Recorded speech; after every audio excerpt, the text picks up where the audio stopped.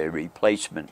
And in coming in, was assigned to, as a lieutenant, as a forward observer for whether it was a mortar crew, I don't know, but we all had him. And he was hit the first day when he was up there, and that was the end of his, or within the first few days of his career.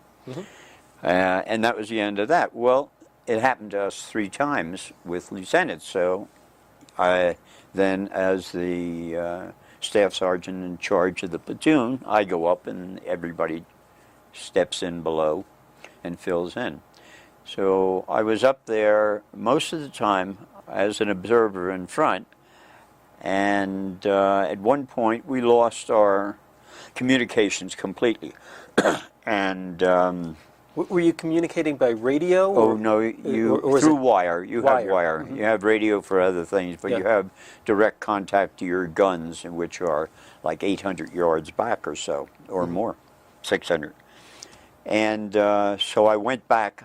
I left the 2 people who were guarding me up in front, and one of them I had sent back, and there was no word, no change.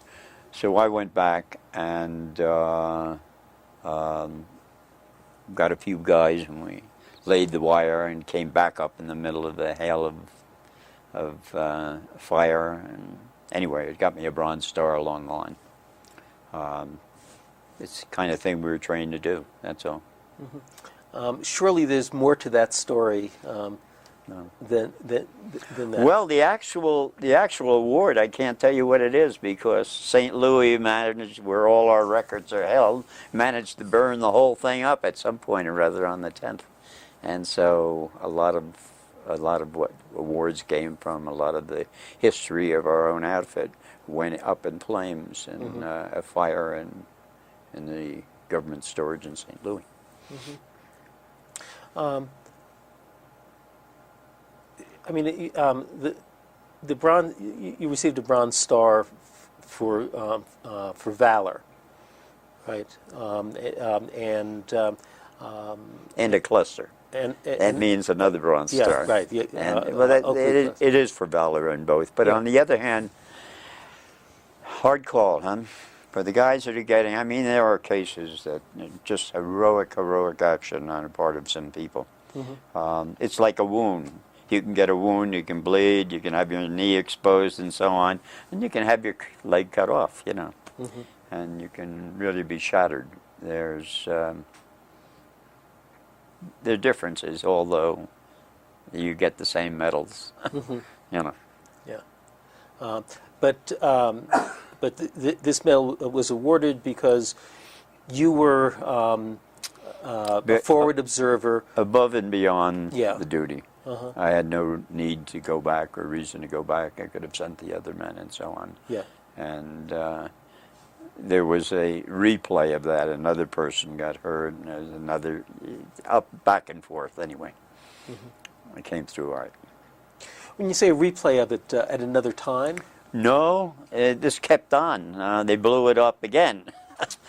And back again I went. Oh, you mean your wire, your communications? Yeah, and you're completely exposed when you're doing it and going.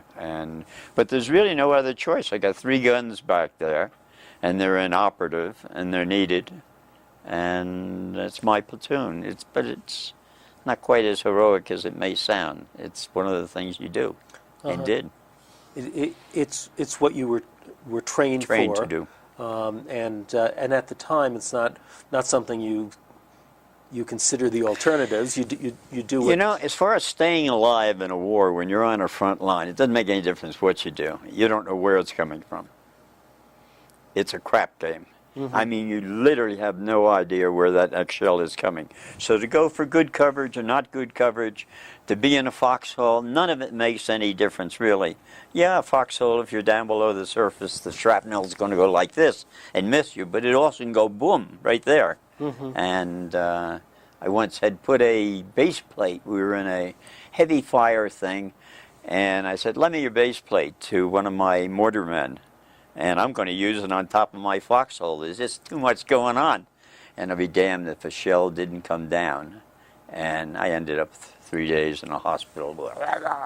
It just hit the top of the base plate and went boom. saving a life. Yeah. Well, other people carried these things on their back for the same reason, but it's all a crapshoot. You don't know. If you're lucky, you survive, and if you're not, you've had it. So when that shell hit the base plate that was over your foxhole, what did it do to you? I don't know for 3 days. It just, the sound is huge, and you lose it. You lost. I wasn't unconscious, but everything is and it kept on for a long, long time. So it was a concussion.